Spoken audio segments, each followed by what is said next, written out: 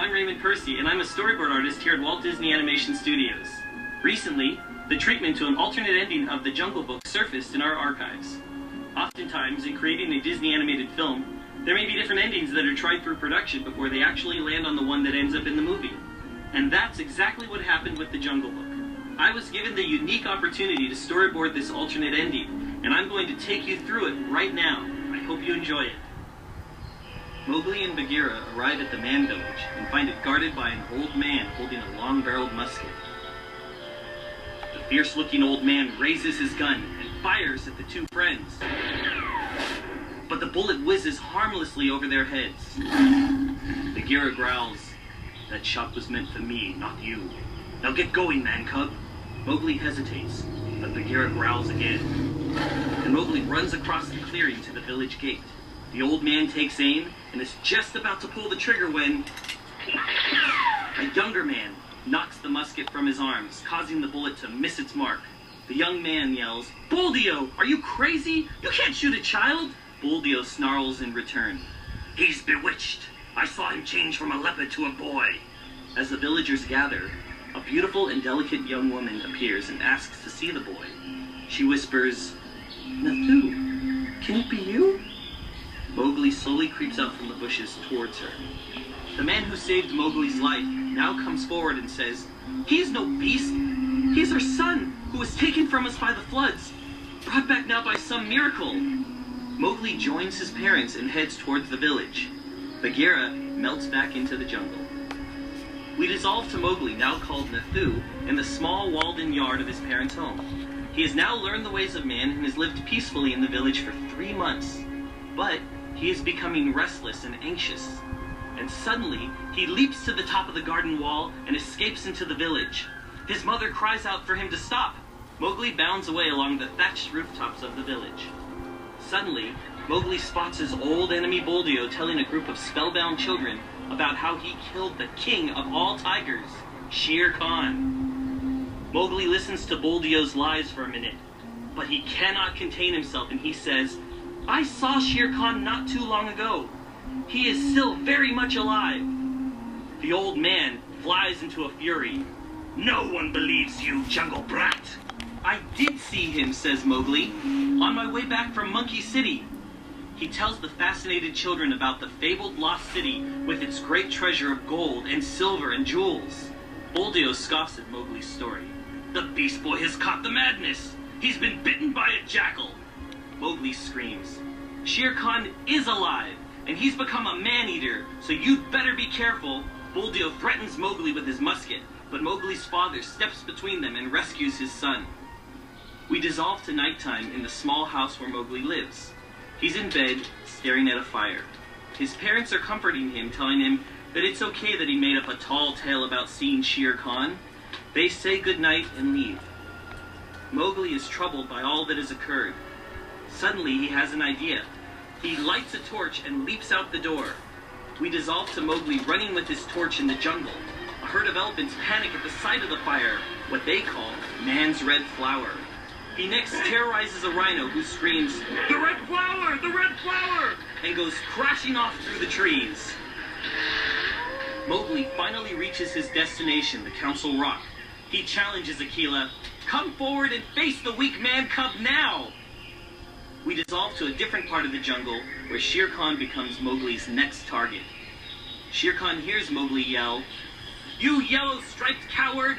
Mowgli the man cub has come back for you!" Mowgli appears with his torch and chases Shere Khan through the jungle, finally cornering him in a ravine. Mowgli taunts the cowering man-eater, asking, "Have you lost your taste for a man-cub dinner?" before running off into the jungle again.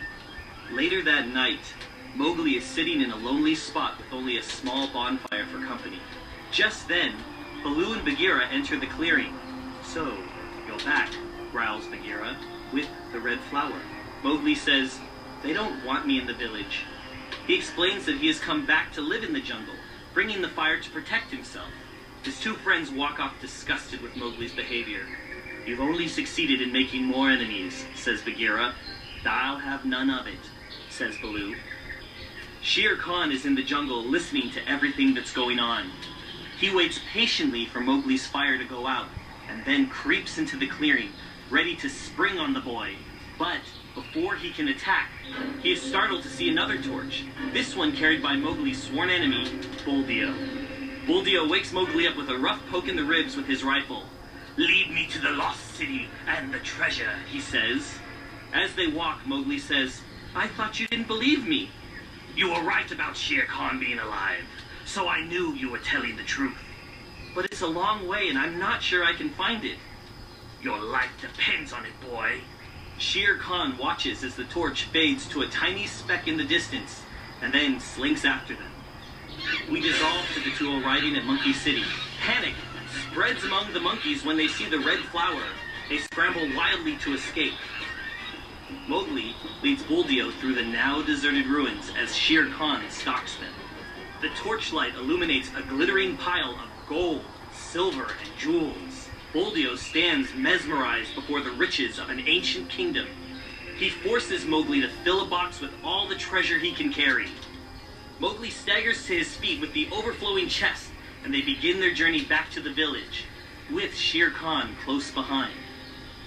We dissolve. It is now much later, and Mowgli is exhausted from carrying the great weight. He stumbles over a root, and the treasure chest falls to the ground with a thud. Mowgli catches a glimpse of Shere Khan as he gets to his feet. He asks Buldeo what he plans to do about the man-eating tiger. Buldeo tells Mowgli he plans to set fire to the jungle, and that will take care of Shere Khan. Mowgli is horrified and begs Buldeo not to burn his beloved jungle. "I hate the jungle," says Buldeo as he forces Mowgli to continue. Suddenly, Buldeo orders Mowgli to drop the chest. "This is as far as you go. Into the jungle with you. If you love it so much, you can die with it." Mowgli springs at Buldeo and grabs the torch, tossing it into the river. Buldeo is enraged. He shouts, "There's still no way out for you, jungle brat!"